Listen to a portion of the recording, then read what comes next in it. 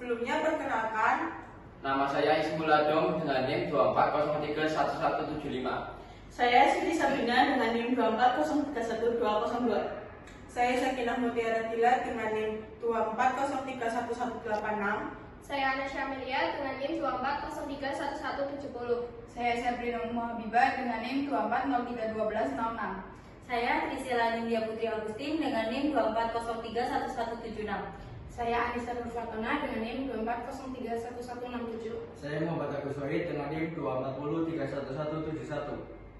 Jangan lupa saksikan. Bye. Assalamualaikum warahmatullahi wabarakatuh. Waalaikumsalam warahmatullahi wabarakatuh. Selamat pagi semuanya. Pagi Hari ini kami akan melakukan penyuluhan tentang aborsi incompletus dengan pendarahan masif, yaitu kegawat daruratan yang perlu dipahami oleh masyarakat.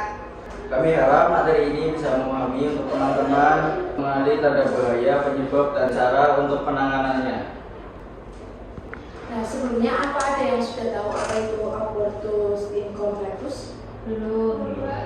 Nah, abortus incompletus adalah keguguran yang belum tuntas di mana sebagian jaringan kehamilan yang masih tertinggal di dalam rahim sehingga menyebabkan pendarahan hebat.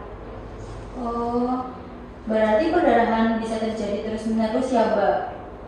Betul, karena rahim tidak kontraksi dengan baik. Nah, di sini ada etiologi abortus incompletus.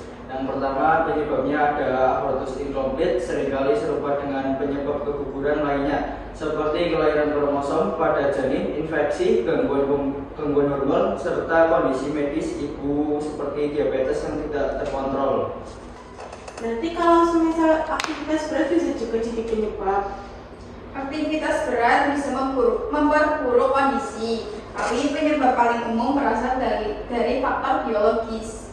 Mari kita kenali tanda-tanda dan gejala abortus incompletus. Yang pertama ada pendarahan pervaginaan dengan derajat sedang sampai berat yang merupakan keluhan utama. Yang kedua ada nyeri atau kram pada perut bagian bawah, kadang menjalar sampai ke punggung. Yang ketiga ada kehamilan usia sebelum 10 minggu.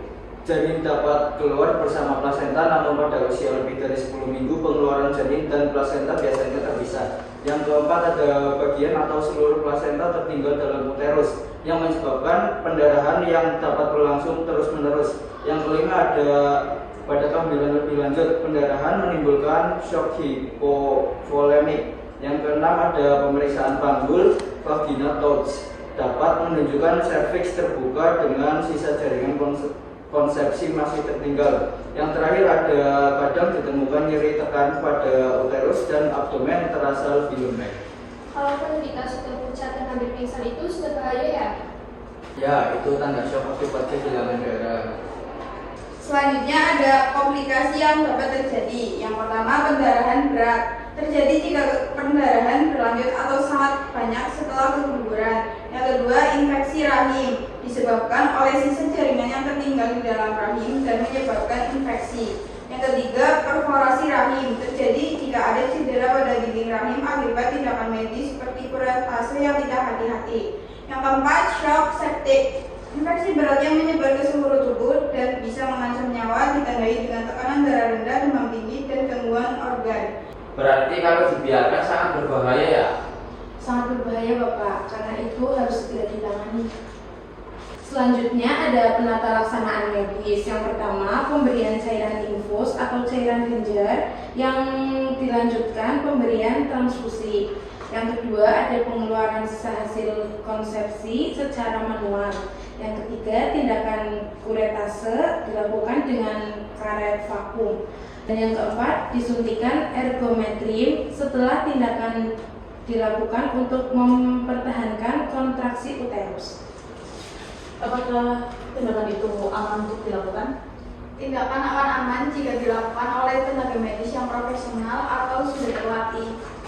Selanjutnya ada perawatan yang dapat dilakukan di rumah. Pertama, keluarga memantau kondisi pasien dengan mencegah komplikasi serta edukasi untuk mengenali tanda bahaya dan mengambil langkah rujukan apabila diperlukan. Yang kedua, dapat menjaga kebersihan daerah genitalia dengan mengganti pembalut secara teratur dan menghindari penggunaan tampon untuk mencegah infeksi. Lalu istirahat total, dan pasien dianjurkan mengkonsumsi cairan yang cukup serta makan makanan tinggi zat besi dan protein guna membantu memulihkan dan mengganti kehilangan darah. Yang terakhir, keluarga dapat memberi dukungan emosional agar membantu pasien mengelola rasa kehilangan dan kecemasan akibat abortus. Kalau sampai muncul demam atau darah makin banyak gimana itu? Itu tanda bahaya, harus segera dibawa ke fasilitas kesehatan secepatnya. Kalau pasien sedih berlarut-larut setelah keguguran, apakah wajar? Wajar jika pasien merasa sedih setelah keguguran. Namun dengan dukungan keluarga dan lingkungan akan membantu memulihkan emosional pasien. Apakah istri saya boleh hamil lagi setelah ini? Boleh Bapak, tapi sebaiknya menunggu sekitar 2-3 bulan agar kondisi rahim pulih.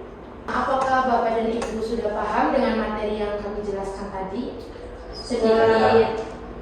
Jika Bapak dan Ibu sudah paham, saya izin bertanya untuk bahan evaluasi tentang materi yang telah kami sampaikan. Ya, yang pertama saya bertanya pengertian tentang abortus incompletus. Siapa yang mau menjawab? Saya. Itu semacam keguguran yang belum tuntas, yang dimana sebagian jaringan kehamilan masih tertinggal dalam rahim. Hal itu kayak membuat pembuluh darah tidak bisa tertutup secara sempurna sehingga terjadi pendarahan yang hebat. Ya, baik. Betul ya, Ibu Bina.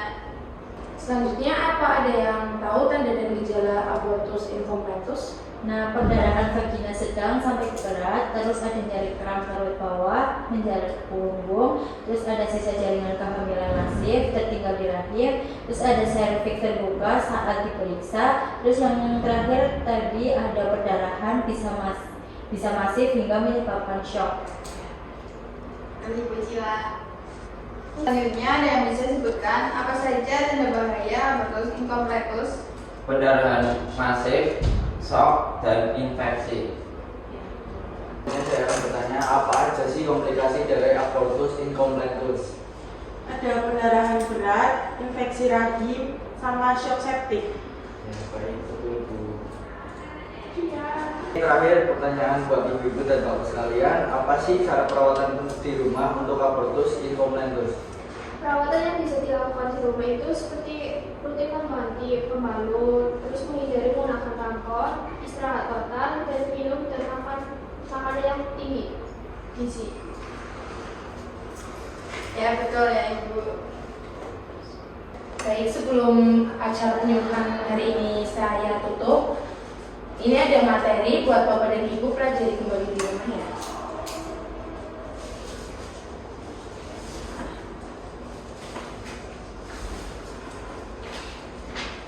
Acaranya saya tutup. Di sini ada intinya, kenali tanda bahaya dan jangan menunda ke fasilitas kesehatan. Pendarahan masif tidak boleh dianggap sepele. Jika perdarahan keluar tanpa kompromi, jangan panik, jangan langsung ke fasilitas kesehatan, respon cepat bisa menyelamatkan nyawa. Saya tutup penyuluhan hari ini. Kami pamit undur diri. Assalamualaikum warahmatullahi wabarakatuh. Waalaikumsalam warahmatullahi wabarakatuh. Makasih. Makasih.